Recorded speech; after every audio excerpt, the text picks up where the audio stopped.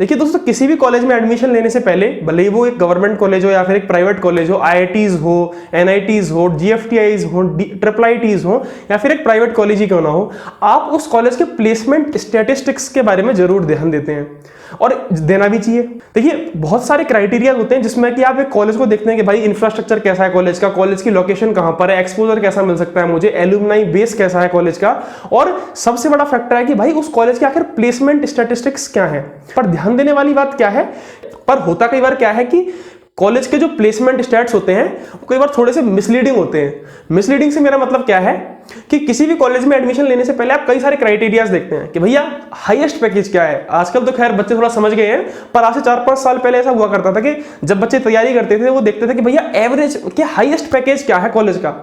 कि हम जिसके आईआईटी दिल्ली के अंदर एडमिशन ले रहे हैं तो भैया 4 बच्चों का तो जो प्लेसमेंट है वो 1 करोड़ रुपए से ऊपर का लगाया, 1.5 करोड़ रुपए का प्लेसमेंट लगाया। तो देखिए वो तो खैर सबसे मिसलीडिंग है, और आजकल सब बच्चों को उसके बारे में पता भी है कि ऐसे बहुत छोटे अमाउंट में बच्चे होते हैं, यानी कि 1-2% बच्चे ऐसे होते हैं उस कॉलेज के अंदर भी, आईआईटी दिल्ली के अंदर भी या फिर आईआईटी बॉम्बे में भी 1 या 2% ऐसे स्टूडेंट्स हैं जिनको कि मल्टीपल करोड़ के अंदर जो पैकेज है वो लग जाए, और वो अब्रॉड में ही लगता है, इंडिया के अंदर करोड़ों का पैकेज लगता भी नहीं है। उस टॉपिक में तो फिर भी हमारे को थोड़ी सी क्लैरिटी देखने को मिलती है। बट जब हम बात करते हैं एवरेज पैकेज की और परसेंटेज ऑफ स्टूडेंट प्लेस्ड की, तो यहां पर भी बच्चों को क्या है कि जो ये स्टेट्स हैं उनको ढंग से मेरे ख्याल से रीच करना नहीं आता, उनको ढंग से ग्रैब करना नहीं आता है कि भाई आखिर बात क्या कही गई है। तो देखिए,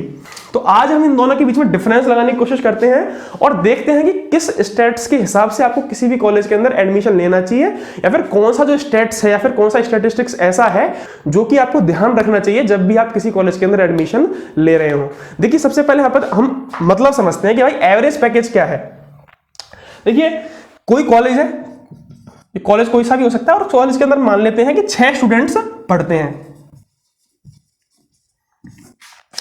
देखिए किसी भी कॉलेज के अंदर ऐसे स्टूडेंट्स हो सकते हैं जिनको भी पैकेज चाहिए, जो कि 4 साल के बाद में जॉब लेना चाहते हैं। बट कुछ स्टूडेंट्स ऐसे भी हो सकते हैं जिनको कि आगे पढ़ाई करनी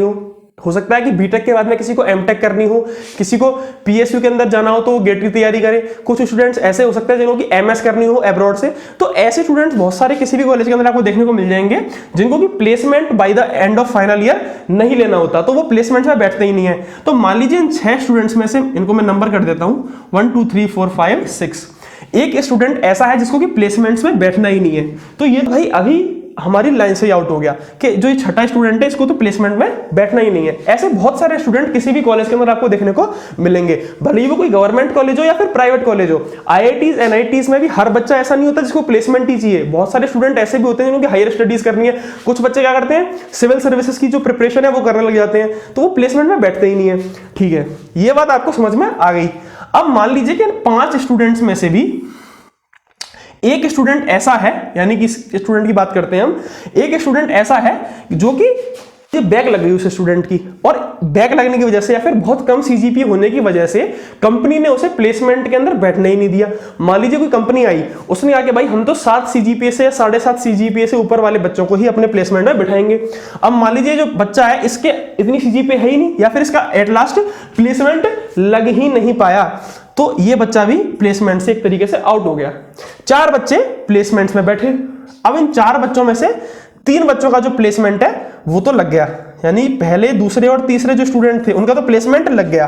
और चौथे का नहीं लग पाया। मान लीजिए हर एक कंपनी में उसने ट्राई किया बट लास्ट तक किसी में उसका लग ही नहीं पाया, तो ये भी बच्चा आउट हो गया प्लेसमेंट से। तो आप समझ गए बहुत सारे स्टूडेंट ऐसे हो सकते हैं जो कि बैठे ही नहीं। कुछ ऐसे हैं जिनका क्राइटेरिया पूरा नहीं कर पाए, जो मतलब कि क्राइटेरिया का मतलब क्या हुआ कि भैया इनकी सीजीपीए इतनी नहीं थी, बैक लग रखी थी इनकी, तो ये बैठ ही नहीं पाए। कुछ स्टूडेंट ऐसे हो सकते हैं जो कि बैठे तो सही बट किसी कंपनी के अंदर उनको जॉब मिल नहीं पाई, जो किसी कंपनी के अंदर उनको जॉब नहीं मिल पाई। एट लास्ट क्या हुआ कि जो 3 बच्चे थे उनको प्लेसमेंट लग गया, यानी कि 3 बच्चों का तो प्लेसमेंट लग गया और 3 का नहीं लगा।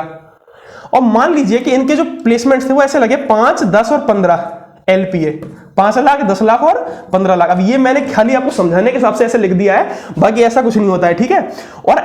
अगर आप देखें तो इसका जो एवरेज पैकेज है यहां पे वो आ गया 10 लाख रुपए। मेरे ख्याल से इतनी बात आप समझे होंगे। और यही एवरेज प्लेसमेंट होता है या फिर यही एवरेज पैकेज होता है जो कि आप किसी कॉलेज का देखते हैं। वो कॉलेज जब एवरेज पैकेज आपको दिखाता है कि एवरेज पैकेज आखिर क्या है, तो वो क्या बताता है, number of students got placed, कितने नंबर ऑफ स्टूडेंट प्लेस्ड हुए हैं। मान लीजिए 100 बच्चे थे, 100 में से खाली 50 ही प्लेस्ड हुए, तो इन 50 बच्चों में से जितना भी, किसी का 5 का लगा होगा, किसी का 10 का लगा होगा, किसी का 15 का लगा होगा, किसी का 20 का लगा होगा, तो इनमें से जो ये 50 बच्चों का एवरेज प्लेसमेंट कितना, मतलब कि इन 50 बच्चों के पैकेजेस का जो एवरेज है वही एवरेज पैकेज है निकल कर आ रहा है। समझ रहे हैं ना कि भाई इनको 100 में से मतलब नहीं है कि भाई 100 का कितना हुआ, 50 तो उन्होंने पहले ही बाहर कर दिए, 50 में आखिर एवरेज प्लेसमेंट कितना निकल कर आ रहा है, ये तो हुआ आपका एवरेज पैकेज। अब बात करते हैं परसेंटेज ऑफ स्टूडेंट प्लेस्ड, और यही वो टॉपिक है जिसका कि हमारे को ज्यादा ध्यान रखना है। जितने भी अच्छे कॉलेज होंगे, जैसे कि मैं अगर आपको एनआईटीज की बात करूं तो एनआईटी ट्रिची, सूरतकल, वारंगल, इलाहाबाद, ये बहुत टॉप की एनआईटीज है इंडिया में। और इन कॉलेज की खासियत क्या है, इनका एवरेज पैकेज तो खैर अच्छा है ही, पर जो एक अलग बात आपको देखने को मिलेगी रेस्ट ऑफ द एनआईटीज से या फिर और बेहतरीन कॉलेज से, वो ये है कि इन कॉलेज का जो लगभग परसेंटेज ऑफ स्टूडेंट प्लेस्ड है वो 90 to 100 के आसपास है हर एक ब्रांच का। यानी कि लगभग बच्चे इन कॉलेज के अंदर, जो इस कॉलेज के अंदर जो होते हैं, वो प्लेसमेंट्स ग्रैब कर लेते हैं। तो अब बात करते हैं यहाँ पे, देखिए जो ये बच्चे हैं जिसको कि प्लेसमेंट में बैठना ही नहीं है, उसकी तो हम बात ही नहीं कर सकते, वो तो जो यहां पर होगा वो यहां पर होगा।